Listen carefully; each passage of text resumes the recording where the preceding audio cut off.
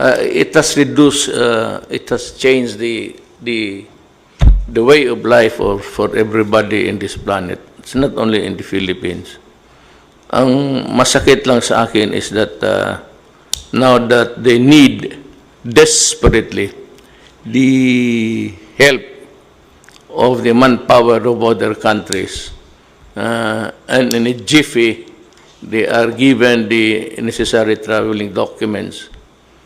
Tapos, to our disadvantage, really. Because it's -1, -2, -3, depending on ilan. Ang problema, sabi ko, we'll have to look into this again. It has to be this week, maybe 2 days from now. We'll have to meet again and consult legal si Secretary Guevara whether or not it would be legal for us to just stop the migration of health workers simply because they are being taken in a place where there is so much kawawa yung Pilipino eh. So, sabi ko, mapag-usapan natin dyan. So, it has to be tackled by so that, make it clear, we are, don't cut this particular portion because it's very important. It's a more valid reason to stop a doctor or a nurse than the previous one, which said that we will be deprived of workers. Walang ano yun, walang masyadong, no leg to stand on actually. But this one, if I send you to a war front, the enemy is the COVID, the microbes, parang maawa ako. Please do not misunderstand me. I am making it clear now. I do not want you to go there and come back in a coffin. That's my only argument, if you may, because you are Filipinos at mahal ko ang mga buhay ng kababayan ko. The COVID is here to stay. The vaccine prevents the entry of the microbes into the body because they are attacked by the vaccines that were given by us. It's the same germ, weakened one, but our body is now attuned. Alam na niya na kalaban ito. Ang problema kasi nitong COVID na ito, pagpasok sa katawan, hindi alam ng antibodies. So it was really a very virulent one na overtaken yung ating defenses. Now, itong vaccine, pag nabigyan ka bakuna tayong lahat, kaya maliit pa, hindi na sila makapasok because once they attempt to infect you, ang antibodies, makilala na niya na kalaban ito. So, yun, that's the vaccine. So, now, that is how dangerous it is for itong ating mga health workers. Then again, we go back to that we cannot be forever like this. I have to, you'll just have to pound on your goddamn brain. Maghanap tayo ng paraan ko papaano talaga to.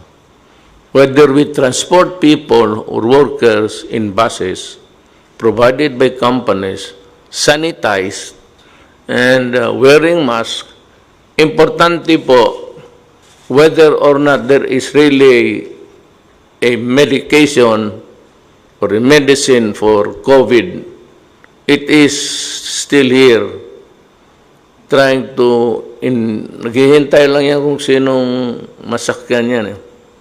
So, importante talaga, wear masks. Ang batas is really to enforce it. Now, you have the police, but there is not much really in the provinces. So, it's going to be, whether they like it or not, the armed forces must come in to help enforce a measure that is intended to protect the people and prevent the spread of COVID any further. Now, sa Zamboanga, Cagayan, ngayon lang pumutok. That's a problem because before, narinig ko na, I do not want to quarrel with the mayors, but they took the warnings nonchalant. Now, one contamination to the other, ngayon pumutok na. So, that's a problem. Now, you see, you've heard that there are still thousands to worry about of returning Filipinos to our country. Now, itong isa is whether we can stop them from going out. Na i-reverse mo yan, the problem now is itong mga Pilipinong pabalik, hindi tinatanggap ng local governments. Now, it will boil down to the power of the President to promulgate rules and regulations to protect public health, which is actually an exercise of the police power of the state, as against the Bill of Rights. Because some workers coming from the outside are not welcome. Simply, they are not being accepted by the local governments. So, mahirap ito. This is a constitutional issue. I'd like to address myself to the local executives. It is your duty to help and protect your constituents. I have no quarrel. Now, you want the contagion stop right there at the doorstep. Huwag ka na lang pumasok dito because it contaminates the whole of the family in the house. But you know, Filipinos are citizens of this country.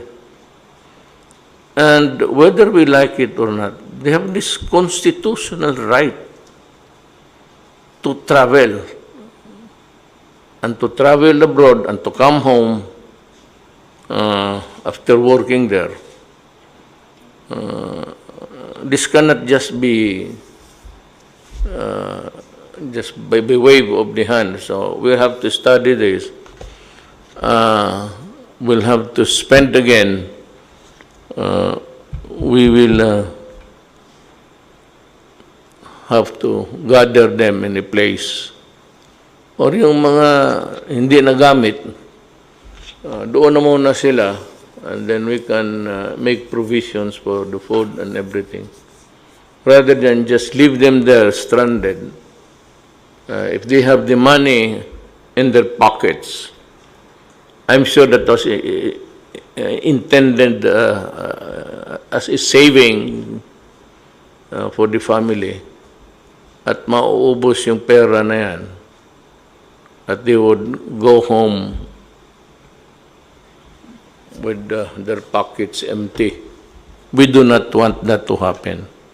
So, I would like to assure mga kababayan ko, gusto kong maghanap ako ng paraan na tulungan kayo. Yung mga kababayan ninyo, mga kapatid, na mother, father, sister, brother, stranded here, ah, kung clear na, if they are really cleared by the medical authorities, that is binding, especially if it is, well, it has to be the certification of the Department of Health.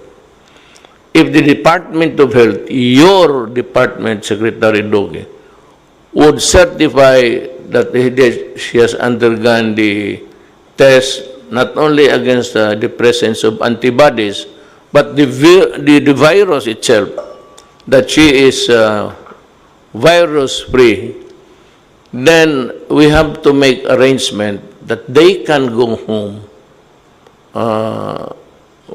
Maghanap tayo ng paraan. We'll just ihatid talaga natin ito sila doon kasi we have stalemate here. What do we do with people waiting tapos okay naman sila? So, you have to go into a testing each and every one of them and find out if they are fit to return and that she or he is not a threat to the community. But to say that just hindi kayo pwedeng pumasok even coming from abroad, and even if staying there for already more than 14 days without anything happening to them, then the national government, makinig kayo local executives, the national government will insist that you accept the OFW. Magkakaroon ho tayo ng problema if you resist. Because then, as a worker of government, it falls upon my shoulders to see to it that everything is done fair and I'll listen to Vince, okay. Mayor, just on that note po, just for your information po, nung pong nag-lockdown po tayo nung March, meron pong mga 200 na OFWs na na-stranded po sa Clark, most of them from Mindanao, 38 of them from Davao. And we took care of them po, we housed them in a hotel for about a month and a half now. And I'm happy to report po, through the help of the Department of Transportation and the National Task Force, today po, the 38 Davao residents already went home to Davao today. Sir, actually, sir, we have prepared for the OFWs for their return. In fact, they're being fed by OWA. The hotel accommodations is being paid by OWA and also by the manning companies. So they are well taken care of, sir. Then we will give you a presentation by Mr. Vince Dison on how we will immediately swab we organize a micro swabbing areas so that all the OFWs will be swabbed immediately so that they can go home. After they were tested negative, maybe after 3 days or 4 days, they can go home already with the certification of the Bureau of Quarantine that they are COVID-free. Yes, I think that there's no valid reason really to delay the return. Yes, sir. If they are found to be free from infection. Sir. To dilly-dally on this, it's to me a cruel thing, and it is not good for. I'm happy that you have an unahan and you were step ahead. Yes, sir. And I said you're prepared. Actually, sir, we prepared with because I'm taking orders from Secretary of DOH and also with the National Task Force and the ISILG. We are coordinating, sir. That's why we make a plan on how we can swab them immediately, so that after 3 days we can swab all these 23,000 po, sir. So maybe we can, sir, we can have. Before that, may I just say that itong mga medical people. You know, you have your own opinion, your own view of what is good and what is not. So, alam mo yan, there are those who agree with you and those who vehemently disagree with you. Gusto ko lang malaman ng lahat na ang Secretary ng Department of Health ay si Secretary Duque. And this government, my department will be guided by what Secretary Duque would tell us to do. I may listen to the conflicting claims, but in the end, it is the Secretary of Health who decides your word is the lawyer, because we are not, and I'm sure that you'll be helping. But before that, as of today, there is 9,485 cases yung positive ito. What is very significant is the recovery rate of the persons who were hospitalized or had this infection. It's 1,315, and that is a good number if you compare it to the deaths, 623. Now, come to think of it, really, mababa ang ano natin. They said that itong koronang putres na to has a hard time surviving in a hot, high temperature. So pagka ganon, maybe that explains the reason why na hindi naman masyado marami. Look, cooperate with us, wear a mask, because if not, kung magsabay-sabay, then we will have an overload. Now, do not tell me later on na hindi tayo nag-prepare, because we have so many hospitals. That's why it's called pandemic. It's local, it's epidemic. Pandemic is worldwide. Tinamaan lahat.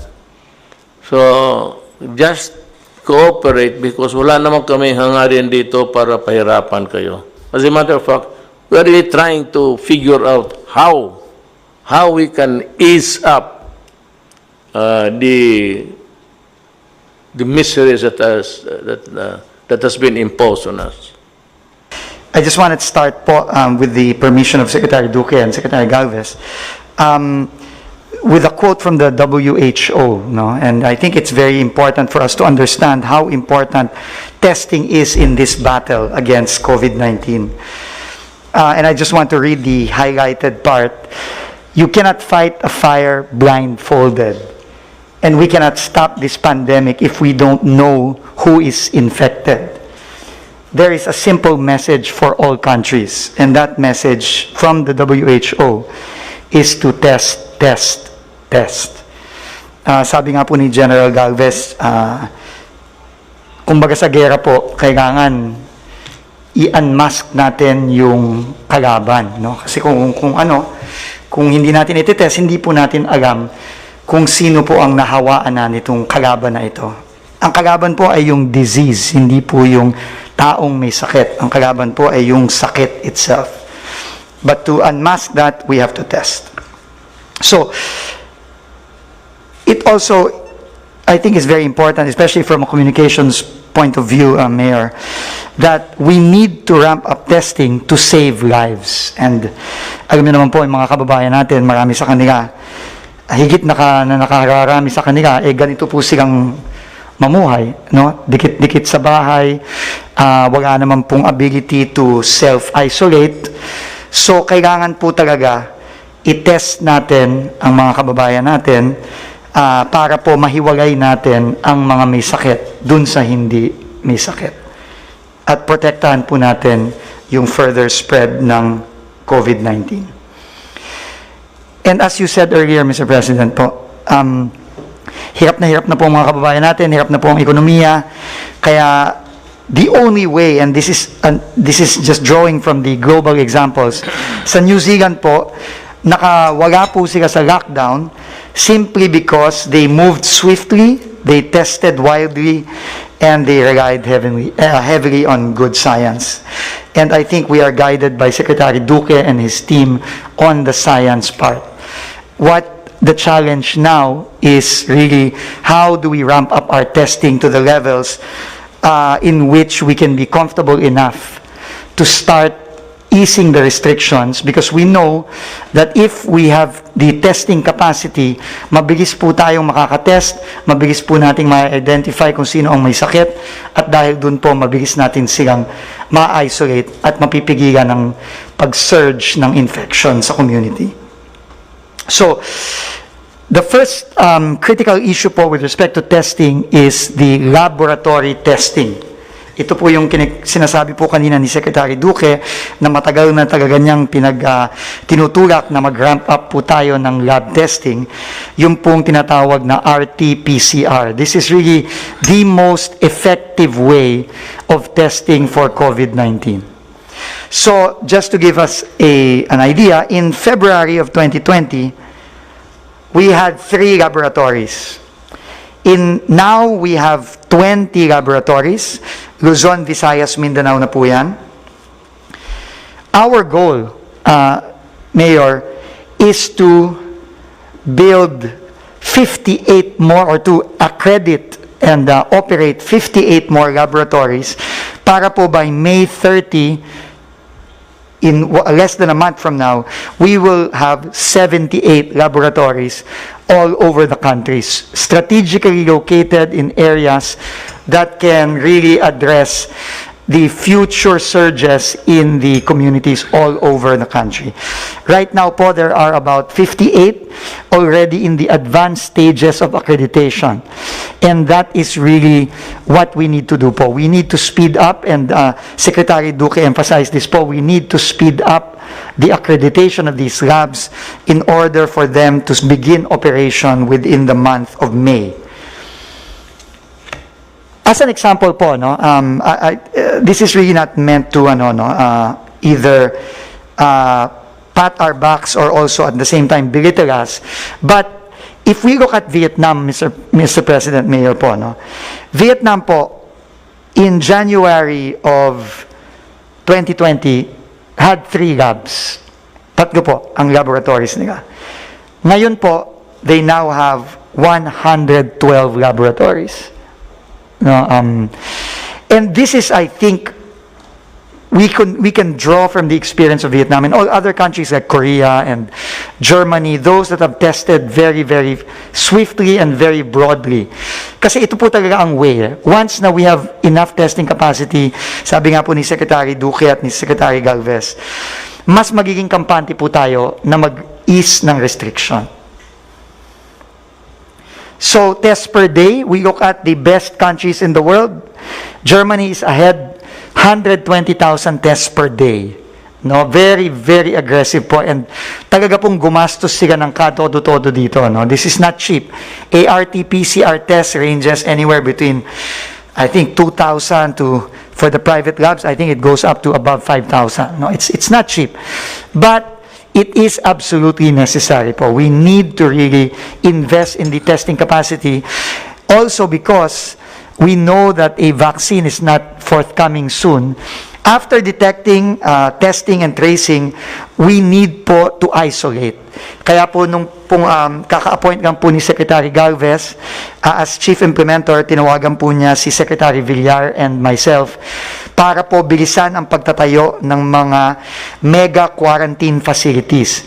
At kailangan na rin po nating i-fast track ang construction ng mga ito sa iba't ibang lugar sa Pilipinas. Nung pong Saturday, nasa Zamboanga po kami ni Secretary Galvez, and tutulungan na po natin si Mayor Ben Climaco na magtayo ng quarantine facilities nila dahil nga po may upsurge in cases sa Zamboanga. So we have to isolate them. Then we have to treat them. No?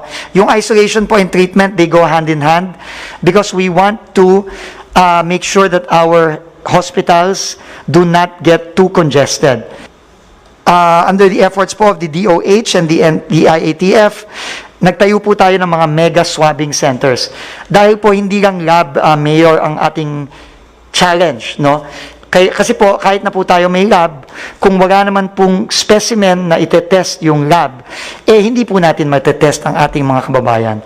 So ngayon po, may napakalaking effort initiated by the Executive Secretary na kumuha po ng mga volunteers from all government agencies to come out and help in the swabbing and encoding and barcoding of our mega swabbing centers. We are building 4 today. We started po last week, and they will all be completed this week. Secretary Galvez. Yes, sir. For now, sir, we will prioritize the 25,000 OFWs. As per your instruction, we will make sure that they will go home immediately. Sir, I would like to report on my compliance to you pertaining going to the field. So when we heard that Zamboanga is already there is a spike of cases, we talked with the mayor, and as immediate actions that you have give the instruction, we visited the 3 laboratories there in Zamboanga, and we brought 1,100 kits po, sir. Yun po ang instruction sa akin na pag kami nangangailangan, kailangan po ibigay po kaagad. So kahapon po, nagpadala ulit tayo ng another C295, yung more or less na 46 boxes ng RITM para ma-operationalize yung Department of Agriculture Laboratory, na doon po nilagay yung laboratory po ng ating mahal na Secretary Duque. Baka maging operational po na po yun within the month. So 3 laboratory po ang itatayo po natin sa Zamboanga City to also cater yung Zamboanga Peninsula, Basilan, Sulu, and Tawi-Tawi.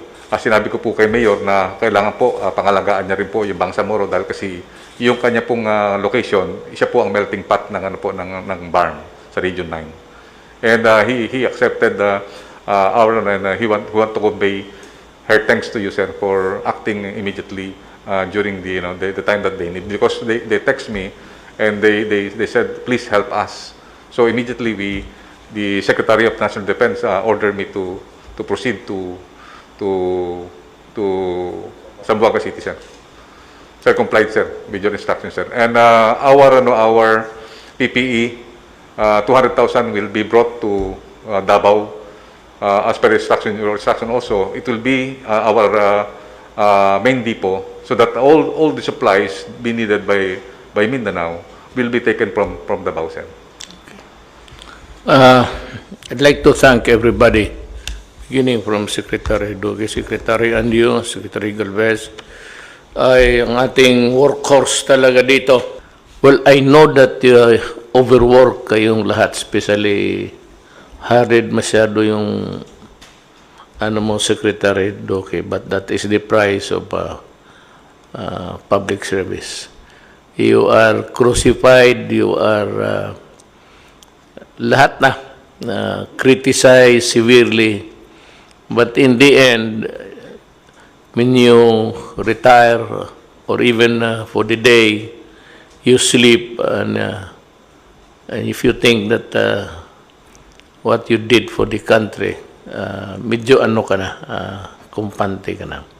So this I would like to address myself also to General Anyo. The responsibility of controlling COVID is not a national responsibility only. A part of government kaya nga dito, I operate as president, then since I cannot run my own errands, mataming trabaho, so meron akong Secretary of Health, because I cannot be the Secretary of Health, Defense, lahat na. So, I cannot, as the saying goes, I cannot run my own errands. I function through the cabinet, and down the line, ang local government falls under the DILG headed by Secretary Anyo. Kailangan tumulong kayo. Even in the matter of the swabbing thing, if you can provide a place for the health guys to operate comfortably and immediately, do it. Para sa inyo yon. Trabaho ninyo yan eh. Hindi lang yan trabaho ng local government. Just don't tell us to baka problema yan tapos sabihin ninyo mag-close kayo dyan. Well, I see the validity of that move. But then again, you have to, come to terms with the Constitution. I heard also, I'm sure, sa city of Iloilo, hindi ninyo tinanggap yung mga OFW. Sir, Mayor, nakikiusap ako sa inyo na sundin lang ninyo yung guidelines. I will operate through the DILG. Kasi it's either sumunod kayo or I will impose it on you. Sumunod kayo sa magandang paraan o pipilitin ko na sumunod kayo, which is actually, I do not want to embarrass people. I have full faith and confidence. Sa Iloilo siguro, I think by this time, it has been resolved. Importante lang that the returning workers, our brothers and sisters who have labored abroad, to give us also their share of their income with us. Kaya yung remittances ng dollar is one of the pillars ng ating economy. GDP niya is malaki ang binibigay ng OFWs, and we do not want to repay them with this kind of behavior. So Davao, I think, Inday has accepted it according to Bong and the others. The other places do not play heroes. Avoid it because, I said, we remain to be a unitary form of government. We are not federal. Federal, makaano ka. Because you have a great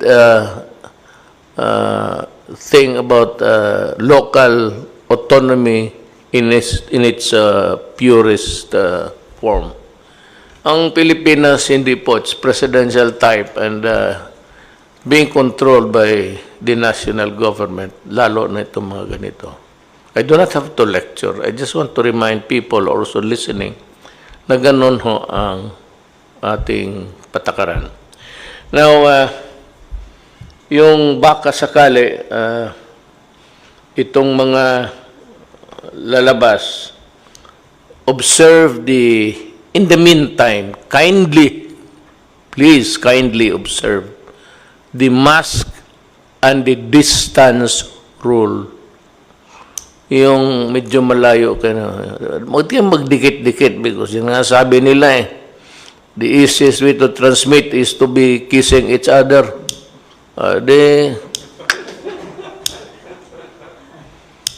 And that's the worst kind of transmission. If you want to transmit your love, go ahead. But not all people are your lovers. So you better keep the distance. At itong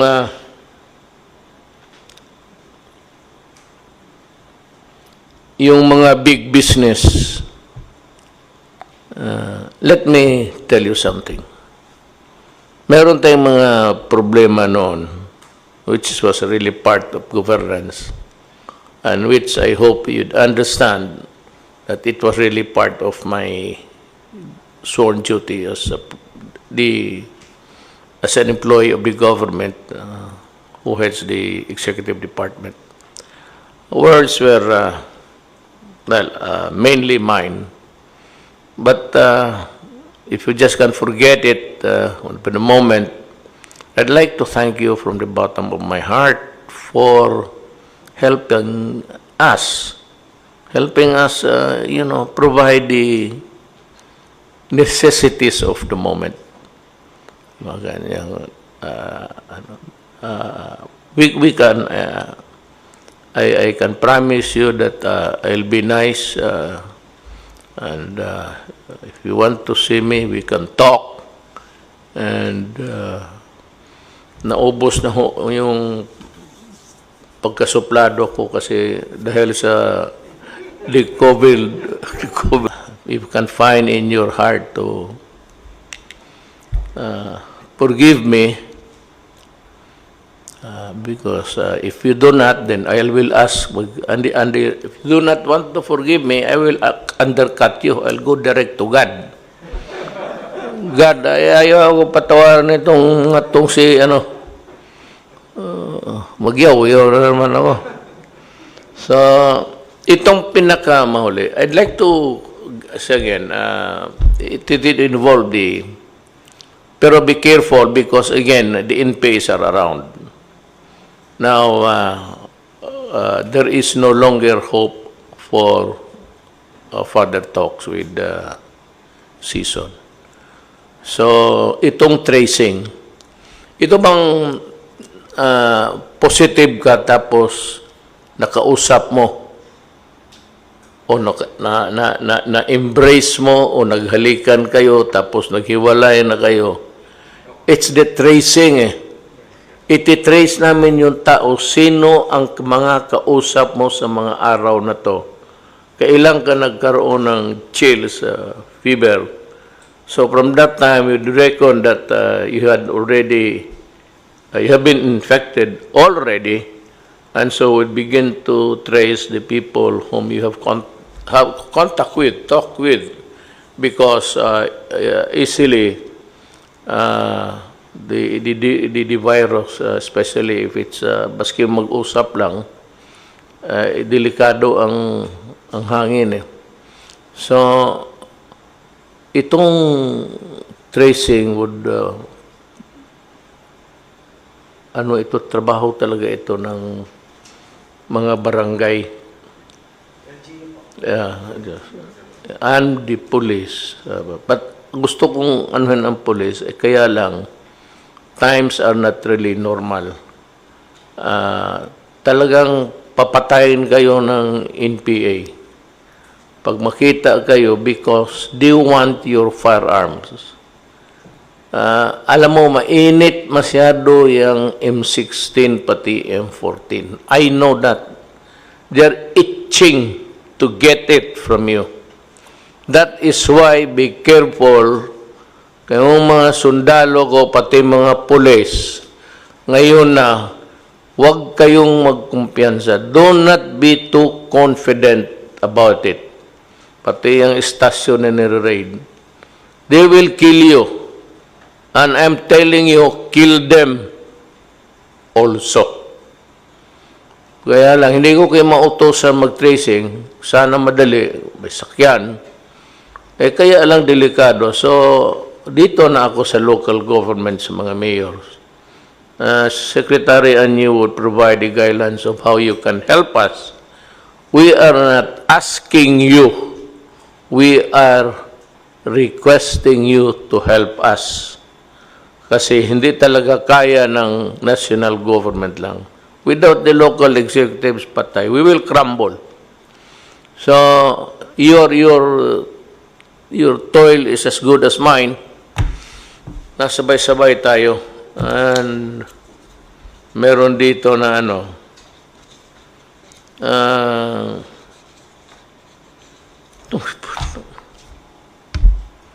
sinabi ko na sa inyo noon, huwag sa panahong ito.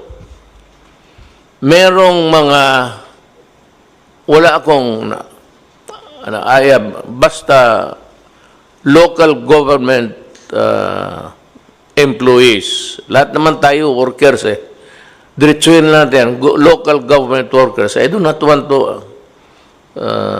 to mention titles here. Meron, sinabi ko na sa inyo, huwag ninyo, do not, lang kay, good boy ako nga na, hindi ako magmura. Sinabi ko na sa inyo na kung may gawin kayo, huwag sa panahong ito. Alam ko noon pa, sinabi ko na sa kanila na ako nagre-resist na ipadala ko sa, alam nila, no? Kasi pagdating dyan sa local government units, the mayor, si Bing, o Beng ba yan? Si Beng, pati sila Inday, talagang nagtatrabaho. Pero yung mga minsan, down the line, downstream, sa wala naman kang kasing, walang tao na sa karami thousands ito. We requested the local government units. Ang mga mayors naman, kindly look into the people that you have commissioned to do the distribution sa pera. Kagaya nitong Barangay Kagawad Danilo Flores ng Agustin Hagonoy, Bulacan. Ang putang ina mo, nakuha ka pa ng television na may doon, Grab, it's not Grab, it's actually nakuha ka, na hinihingi mo. Mahirap na nga, ikaw may trabaho ka na, kagawad ka, ang putang ina, kukunin mo pa yung pera ng mahirap. I would like to presume that you were elected because your constituents find you to be a man of integrity, honesty, and that you can perform. So, wala akong dyan. Kaya tingnan niyo itong mga empleyado na ito. Pati itong 4-piece. Sabi ko na nga this is a directive. This is a direct order to everybody. Pag mag-distribute kayo ng pera, huwag ninyong ibigay sa mga putang inang yung mga asawa na ibigay ninyo sa babae, to the wife. Huwag ninyong ibigay dyan sa mga lalaki, mga wala na nga ginagawa, walang trabaho, walang binibigay sa pamilya, at mayroon pang dadating na pera, sinusugal naman ninyo, iniipot.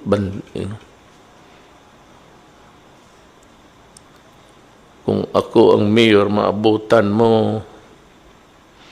Drinking ang gambling sa tulong ng tao.